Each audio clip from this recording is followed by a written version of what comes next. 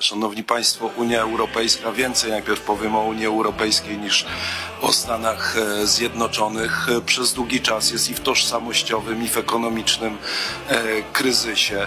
Unia Europejska stawia się poza margines pewnego krajobrazu, panoramy geopolitycznej. Znam też strukturę Unii Europejskiej i te rozstrzygnięcia, jeśli zostaną wprowadzone cła odwetowe, nie będą dobre dla mojego kraju. Cześć, witam Was. Moi drodzy, dzisiaj niestety znowu o Nawrockim, bo myślę, że warte jest poruszenia ten temat, ale to za chwilkę. Zanim przejdę do konkretów, chciałbym się odnieść do fali hejtu na córkę Nawrockiego. Moi drodzy, wiecie, jak wielką sympatią darzę PiS i Nawrockiego. Po prostu ich nie cierpię, nienawidzę, ale uważam, że hejt i atakowanie dziecka jest poniżej krytyki bez względu na to, kogo córką i po której stronie po której stronie się jest. Nie powinno się atakować dzieci bez względu na to, czy nienawidzimy danego osobnika, czy go nie popieramy, czy go uwielbiamy, bez znaczenia. Dzieci się nie atakuje. I powiem Wam, że tutaj osoby, które zhejtowały, zaatakowały tą 7-letnią dziewczynkę, według mnie powinni ponieść jakąś odpowiedzialność, bo jeszcze raz podkreślę, nie atakuje się dzieci.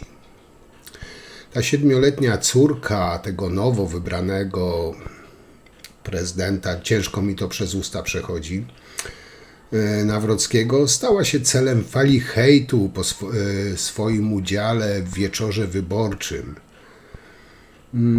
To jest forma przemocy, której ofiarą padło dziecko.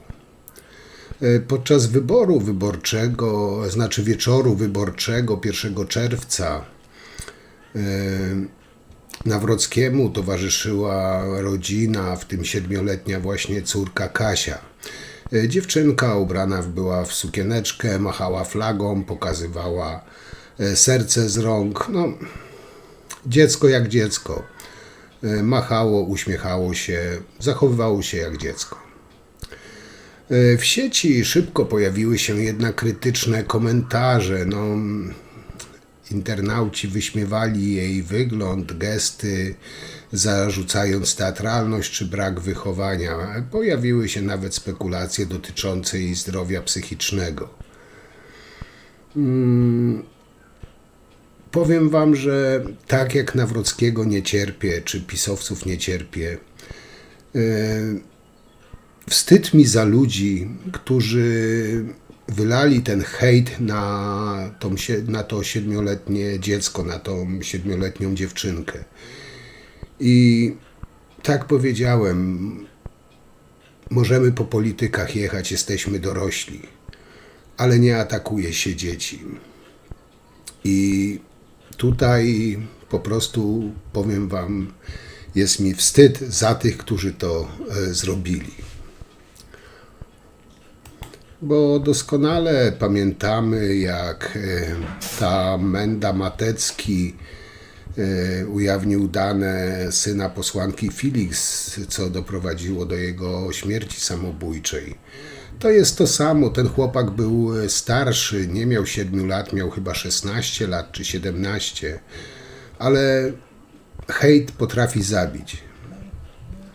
Także, moi drodzy, jedźmy po pisiorach, ale po dorosłych osobach. Nigdy w życiu nie atakujmy dzieci. To tyle, takie moje małe expose, bo naprawdę to mnie troszeczkę, że tak powiem, wkurzyło, bo nie powinno być czegoś takiego, że dorośli ludzie atakują dzieci. Ale nasze społeczeństwo już tak zdziczało, że z jednej i z drugiej strony zaczęli atakować dzieci, a tak nie powinno być. No ale moi drodzy, taki krajobraz Polski mamy po tej bitwie. Jeden kraj geograficznie, dwa narody obce sobie, których już chyba nic absolutnie nie łączy prócz wzajemnej nienawiści bez jakichkolwiek wspólnych wartości. Klasa polityczna coraz bardziej gnijąca, cyniczna, niekompetentna, dzieląca, butna, taka zdemoralizowana. Kościół katolicki przemieniony w koalicjanta politycznego jednej opcji, serwujący taką parafiańczyznę. Prawda oparta na faktach nie istnieje.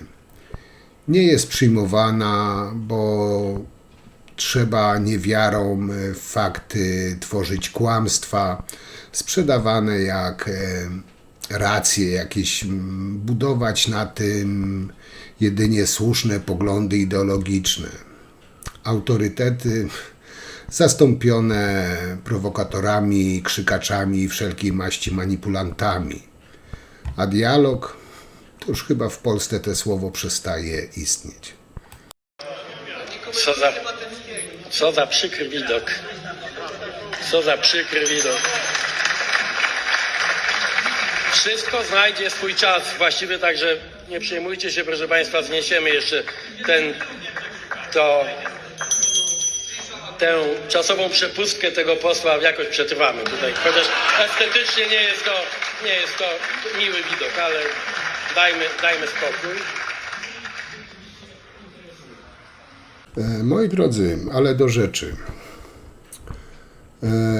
Podobno Szefernaker, wychowanek pedofila Dymera, grozi Polakom, że będzie pozywał ich za to, że nazywanie gangusa i sutenera sutenerem i gangusem będzie pozywał za to do sądu. No, powiem wam bardzo interesujące.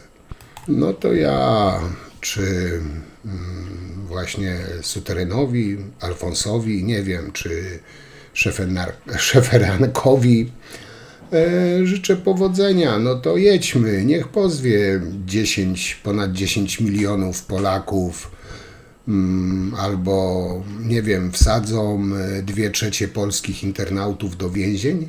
Nawrocki jeszcze dobrze nie zaczął prezydentury, a już próbuje Polakom kneblować usta. Tak, ktoś powie, że prezydent podlega ochronie prawnej. Zgadza się. Ale nie wyłącza go, żeby mówić o nim prawdę. Jak nazwać Nawrockiego, który będzie pełnił funkcję, nie wiem, górującą nad jego intelektem i historią życia? Co będzie, gdy obowiązuje ochrona jego czci, której nie ma? Co zrobić, gdy zwykłe obraźliwe określenia niosą jednak, jakby na to nie patrzeć, prawdę? Nowa kancelaria powinna wydać, nie wiem, jakieś wytyczne, jak mamy się do Alfonsa zwracać. Może idąc tropem, nie wiem, wielkiego Bu, będziemy mieli go nazywać Wielki Na, albo, nie wiem, Czci Niegodny K. A może po prostu zwyczajnie, panie Alfonsie. Panie Alfonsie, niedouczony mataczu, kłamco, oszuście, dziwkarzu, kibolu, nie wiem, Nawrocki, PS, Batyr.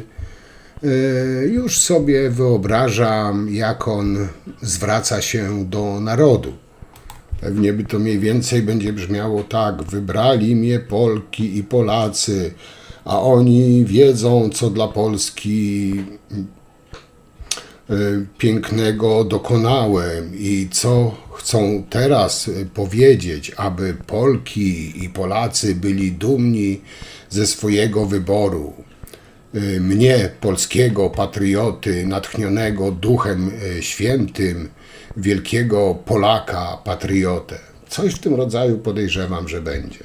No, mógłby jeszcze dodać, a co konkretnie, to powie czcigodny i największy Polak od czasów Chrobrego, najmądrzejszy na świecie ojciec rodziny z kotem, wielki wielbiciel Stalina, Orbana, Jarosław Kaczyński, PS, kurdupel z łupieżem.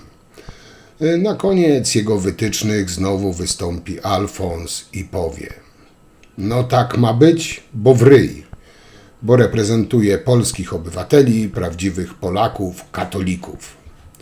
Wierzcie mi, nie chciałbym takiego kabaretu, żenady i wcale generalnie nie jest mi do śmiechu, ale czasami inaczej się po prostu nie da. Kurwa, witam. Tenno. Będziemy się napierdalać. Rosjanie naruszyli pakt tego. Ze sprzętem na nas wjechali. No i kurwa co, idziemy. Po sprzęt każda morda dostanie pałkę, jak kurwa braknie to. Akumulator na kablu będzie git. Słuchajcie, wjeżdżajcie w nich, kurwa, bez pierdolenia. Psy dogadane nie będą się wpierdalać, więc macie wolną rękę. Wjeżdżajcie w nich na pełnej kurwie, 5 minut i po robocie. Mordy, my już jedziemy na miejsce tego. Ma być wjazd na pełnej kurwie, że ich zmiatamy od razu. Z fartem. Widzicie, kurwa, Rosjanie się zesrają, jak to zobaczą, kurwa, no. Tego typu Kurwy jebane się ze sprzętem się wjebały. Niehonorowe rosyjskie pały, ja pierdolę ty, ale akcja. Moi drodzy, ci co mnie oglądają, ci co mnie znają w miarę, wiedzą, że nie gryzę się w język i mówię to, co myślę. I tutaj żaden szafernaker i inne nakery nawrockie, kaczyńskie, obajtki, srajtki, ziobry ust mi nie zamkną. Od 10 lat mówię, jak jest i będę mówił.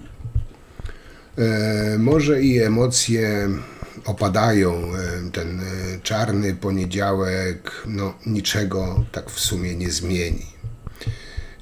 Ja nigdy nie zaakceptuję gangstera z szyderczym, sztucznym uśmiechem, który publicznie ćpa przed milionami Polaków.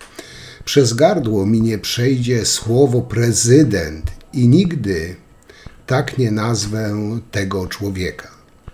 I powiem tak, współczuję moim samodzielnie myślącym rodakom, że wyboru dokonali ludzie zmanipulowani przez Kościół, analfabeci, chłopi pańszczyźniani, kibole, obszczymury pod kierownictwem szefa gangu. Tu chyba też nie wiem, w jaki sposób wypada mi chyba przeprosić również za zacofaną prymitywną Polonię, gdzie chyba nikt nie jest zdziwiony i zaskoczony góralami oraz niedorozwojami z Podlasia, nie obrażając oczywiście tutaj ludzi myślących z Podlasia, którzy zawsze byli cofnięci w rozwoju o 300 lat i dalej drą azbest dla Trumpa, popijając najtańszą wódkę, nie płacąc podatków. Mówię tu o tej Polonii. Obecny rząd także dołożył bardzo dużo do tej własnej porażki, nie robiąc nic. Cena lenistwa, nieudolności skończyła się zwycięstwem Alfonsa. Przez kolejne lata będziemy zamykać oczy ze wstydu na widok tego, jak dla mnie, ohydnego typa. Jednak żyć w tym kraju jakoś trzeba, jakoś będzie sobie trzeba radzić, bo zwyczajnie, po prostu trzeba. Ja osobiście od urodzenia tu mieszkam, kocham swój kraj, choć jest porąbany maksymalnie, ale może dlatego też robię to, co robię, bo mi zależy, żeby ten kraj w końcu był normalny. Politycy z tej czy innej strony nie zginą, bo polityka to jest taka prostytucyjna branża. Także musimy w tym kraju żyć. Ja osobiście nie mam zamiaru nigdzie nie wybieram. Dlatego wierzę, że Polacy w końcu dadzą radę przeżyć ten rynsztok spod znaku krzyża, który zalał kraj. No i tutaj mogę chyba powiedzieć, że łączę się w tym najgorszym bagnie zafundowanym przez nieuków poddanych bezmózgich debili. Być może zbyt ostro mówię, ale to jest tylko do wybranych osób, nie do wszystkich. Tylko w normalnym kraju wygrywa przestępca z kryminalną kartoteką. Jestem zły, bo Zbyszek mówił, że nasza operacja jest nie do wykrycia. I nie pykło. Ale powiem wam prosto w oczy, nam się te setki milionów z funduszu po prostu należały. Nie wiem, o co ta chryja. Po co ofiarom przestępstw taka kasa? I jeszcze ten głupi zarzut, że brałem wypłaty z roboty, w której wcale się nie pojawiałem. Dokładnie jak tysiące naszych. Będę szczery. Żebyśmy mogli oddać wam tę całą kasę, którą wyprowadziliśmy przez te 8 lat, to musimy wrócić do władzy. Inaczej nie zbierzemy. Pamiętajcie, na wiosnę nasz prezydent, który nas ułaskawi, a potem znowu będzie nasze prawo i nasza sprawiedliwość. No i wasza kasa znowu będzie nasza. Moi drodzy, mogę tylko znowu podziękować wszystkim, którzy bez żadnych korzyści własnych i zarobkowych edukowali internet i wskazywali zagrożenie. Szkoda, że ci, co głosowali na Nawrockiego, nie czytają, nie słuchają ze zrozumieniem. Oni słuchają siebie i są głusi, ślepi na argumenty. Bo ciężko dziecku wyjaśnić, w jaki sposób zostać w Polsce prezydentem lub, nie wiem, prezesem Orlenu. Można szukać winnych w sztabie, w strategii, wśród polityków.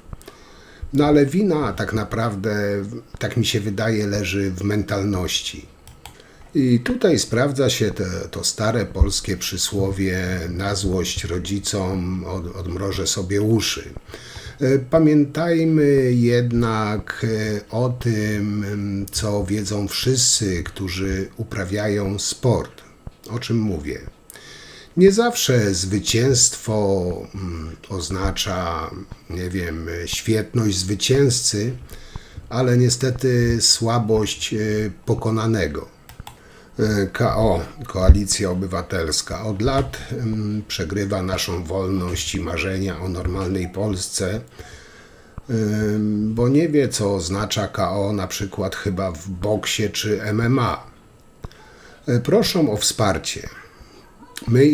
My ich wspieramy bezinteresownie, bezpłatnie, a robią wszystko, aby przegrać, wydać nasze miliony. No, szkoda. Tutaj mam żal do koalicji. Powiedziałbym więcej, ale czy warto? Wy, co mnie słuchacie, co potraficie czytać ze zrozumieniem, potraficie łączyć kropeczki, sami doskonale wiecie, jak jest.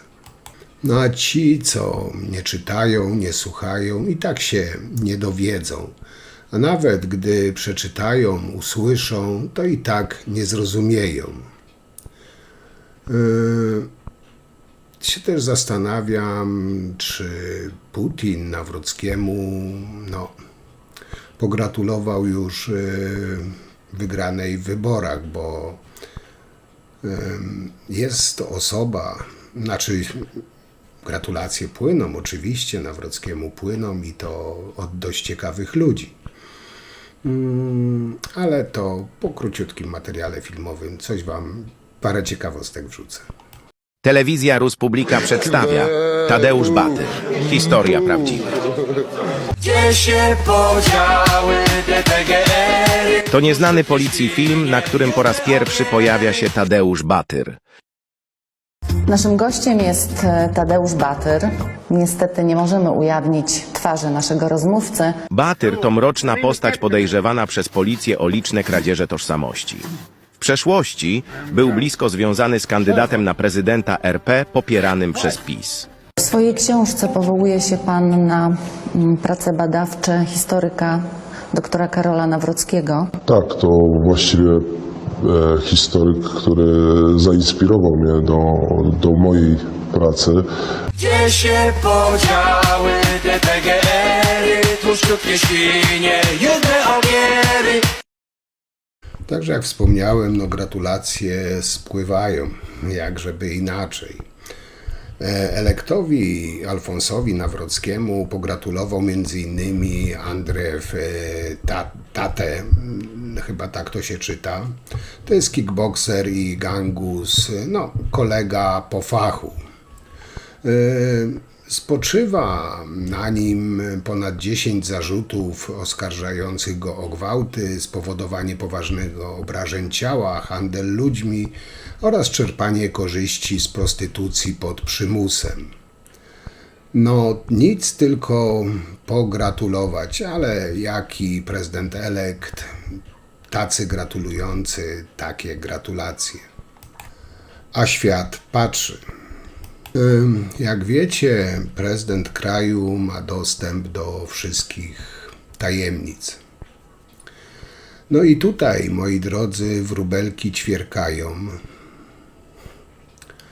że w sierpniu, kiedy Nawrocki zostanie zaprzysiężony, stracimy jako kraj dostęp do informacji wywiadowczych NATO z dwóch najwyższych klauzuli, których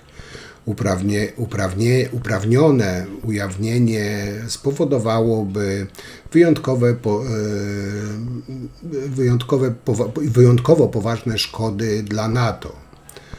Także wyborem Nawrockiego zapłacimy wszyscy naszym bezpieczeństwem. Brawo wyborcy, jesteście zajebiści. Holenderska prasa pisze o wyborach w Polsce i nawet bez znajomości języka każdy zrozumie nagłówek. Czy taki człowiek i kraj, który reprezentuje, będzie traktowany w świecie z szacunkiem? No to pytanie zadałem raczej retorycznie. No ale żeby nie było, z Rosji jak najbardziej też gratulacje płyną i to od różnego kalibru osobistości, że tak nazwę, z rosyjskiego świata polityki i nie tylko. I tutaj na przykład ten, co wam wcześniej pokazywałem, Witalij Tretikow, rosyjski dziennikarz, politolog, stwierdził m.in., że Polacy marzą, aby Białorusini wystrzelili w kogoś na obszarze Polski i kogoś zabili. Wówczas ogłoszą, że to Białoruś rozpoczęła agresję, ściągną NATO, otrzymają kredyty. Należy Polskę ogłosić państwem wrogiem Rosji. Tę wypowiedź nagłośnił na Twitterze Michał Marek, doktorant Uniwersytetu Jagiellońskiego. Dziekan Wydziału Telewizyjnego Uniwersytetu Moskiewskiego Witalij Tretikow podczas wykładu w Nowosybirsku powiedział, że nie widzi niczego złego w postępowaniu deputowanego Słudzkiego. Ma prawo kłaść rękę gdzie chce. Po tych słowach większość studentów opuściła salę, ale to takie osoby właśnie składają gratulacje Nawrockiemu. Tak czy inaczej, moi drodzy, ponad 10 milionów Polaków zapakowała nas do maszyny czasu i cofnęliśmy się do lat 90. Wtedy też rządzili gangsterzy, tylko że na mieście. Teraz, moi drodzy, połowa narodu dała gangsterom klucze do Pałacu Prezydenckiego. I powiem wam tak, te wybory prezydenckie przegrał naród. Nie Trzaskowski, nie Tusk, nie koalicja. Przegrała cała Polska i wkrótce się o tym przekonamy. I to dość, wydaje mi się, boleśnie. Kto jest waszym rzecznikiem dzisiaj? Pan Matecki, na którym ciążą ciężkie zarzuty. Osoba, która okradła Fundusz Sprawiedliwości. Ma zarzuty pracy w zorganizowanej grupie przestępczej. On jest dzisiaj waszym rzecznikiem. Tak, panie Matecki.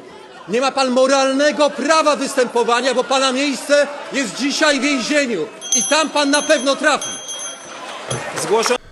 Moi drodzy, nie wiem, na ile to są potwierdzone informacje, ale Cęckiewicz prawdopodobnie ma odpowiadać za bezpieczeństwo narodowe w kancelarii Nawrockiego. Ten wnuk Ubeka z Grand Hotelu, patron szpiega rosyjskich służb Tomasza L., który okłamał SKW w ankiecie bezpieczeństwa i stał za odtajnieniem planów obrony Polski, ma odpowiadać za bezpieczeństwo naszego kraju. No, wybrać lepiej po prostu nie mogli. No, na Kremlu szczelają korki od szampana. Pisowcy dumnie mówią, że kampanię Nawrockiego ludzie wsparli na kwotę bodajże 25 milionów złotych. No szkuźwa mać. Oni mają na różnych kontach setki milionów złotych. Kradli jak opętani przez 8 lat. Czy wyobrażacie sobie, ile wam teraz zabiorą, gdy wrócą do władzy? A chcą wrócić do władzy. Wrócić do władzy już na zawsze.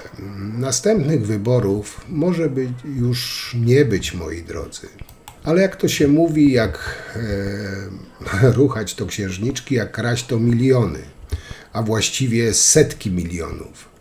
I tutaj właśnie podejrzany o przestępstwa pisowski poseł Romanowski, jak wiecie, zbiegł przed odpowiedzialnością karną na Węgry. No, ale oczywiście nadal chce być posłem i składa oświadczenia majątkowe. I tutaj, jak podaje Business Insider, zapisał w oświadczeniach, że służby zablokowały na jego koncie bankowym ponad 114 milionów złotych 710 tysięcy. Znaczy, źle to skleiłem. 114 milionów 710 tysięcy złotych. I teraz taka ciekawostka. Jako poseł zarobił około 215 tysięcy złotych, więc jakby nie liczyć, musiał dobrze dorabiać, żeby uzbierać dodatkowe 114 milionów złotych. No przecież w PiSie chyba nikt nie kradnie, tam same kryształy, no nie ma kogo ułaskawiać. No ale jak wiecie, już podczas wyborów prezydenckich Nawrocki dostał listę, kogo ma ułaskawić. Mam azyl od Orbana i na pewno nie wrócę do kraju, w którym jest zamach stanu. To jest nie do pomyślenia, żeby polscy sędziowie orzekali jak chcą, a nie jak im każemy. Ale to się znowu zmieni. Na wiosnę nasz prezydent, który nas ułaskawi, a potem znowu my. I będzie nasze prawo i nasza sprawiedliwość. No jakieś to. I tak już na koniec kilka słów do tych wszystkich Polaków, patriotów, przeciwników tego, co mamy, co nasze pokolenia osiągnęły. Więc posłuchajcie uważnie. Nawrocki, czytaj Kaczyński, wygrywa wybory prezydenckie. Gratulacje. Nawrocki jako prezydent wetuje wszystkie ustawy obecnego rządu. Nawrocki trzykrotnie wetuje budżet na 2026 rok. Według prawa trzeba rozpisać nowe wybory do parlamentu. Prawdopodobnie będzie kłótnia w koalicji. wybory wygrywa PiS. O to im chodzi, prawda? Kaczyński wprowadza dyktaturę. Koniec rozwoju Polski, a młodzież i wszyscy ci fanatycy PiS-u mogą sobie zapłakać, ale będzie już za późno. PiS wyprowadza Polskę z Unii Europejskiej. Kaczyński, oczywiście z Bogiem na ustach, zakłada wschodnią Unię Europejską pod patronatem, rzecz jasna, Sowietów, czyli ludzi, którzy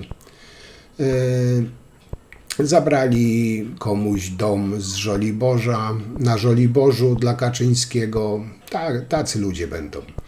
Zmiana konstytucji tak, aby już nigdy nie było wolnych wyborów. Delegalizacja każdej partii, która jest niezgodna z linią władzy. No i żegnajcie beztroskie wyjazdy za granicę.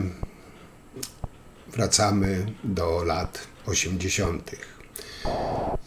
No i można to podsumować tak, że Kaczyński w ten sposób zakończy swoje komunistyczne marzenie o władzy absolutnej. Jeśli, drogi wyborco PiS-u, czy nie wiem, Mencena, Brauna, nie zrozumiałeś tego, co powiedziałem, odsłuchaj sobie jeszcze raz, ale ze zrozumieniem. Ja na koniec wam mogę powiedzieć, że ust mi nie zamkną, chyba że mnie zamkną. Nie zamierzam się poddawać, nie zamierzam ulegać jakimkolwiek naciskom i bez względu na to, kto będzie u władzy, będę,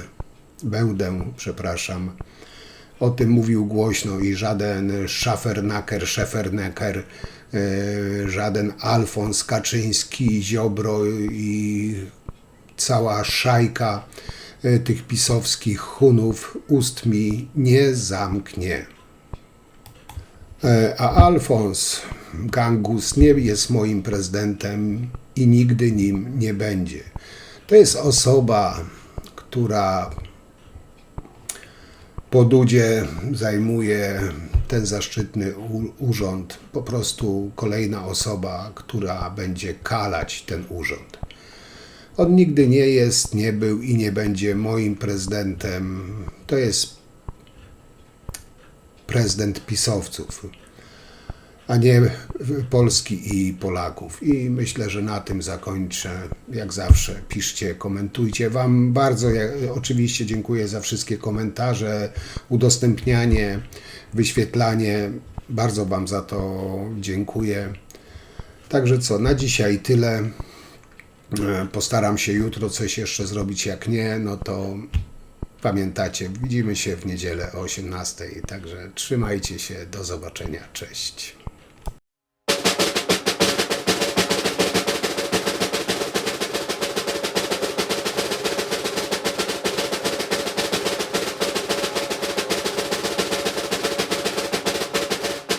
Przez długie lata Polska w tym zakresie nie należała do kategorii państw cywilizowanych. Lichwiarze czuli się całkowicie bezkarni, mogli naciągać setki tysięcy Polaków na zobowiązania, które czyniły ich często niewolnikami na całe życie, przywiązanymi nie do ziemi, ale do pożyczki i pożyczkodawcy. Ludzi, którzy spłacali ciężko pracując coraz wyższe raty, odsetek za tą przysłowiową chwilówkę, która była potrzebna nagle, bo były problemy zdrowotne, bo była komunia, bo były jakieś ważne wydarzenia rodzinne, bo były święta, trzeba było kupić, nie było pieniędzy, sięgnięto po chwilówkę, a potem tam drobnym druczkiem różne zobowiązania, które sprawiały, że człowiek wolny stawał się niewolnikiem i zakładnikiem firmy lichwiarskiej, pożyczkowej czy też lichwiarza.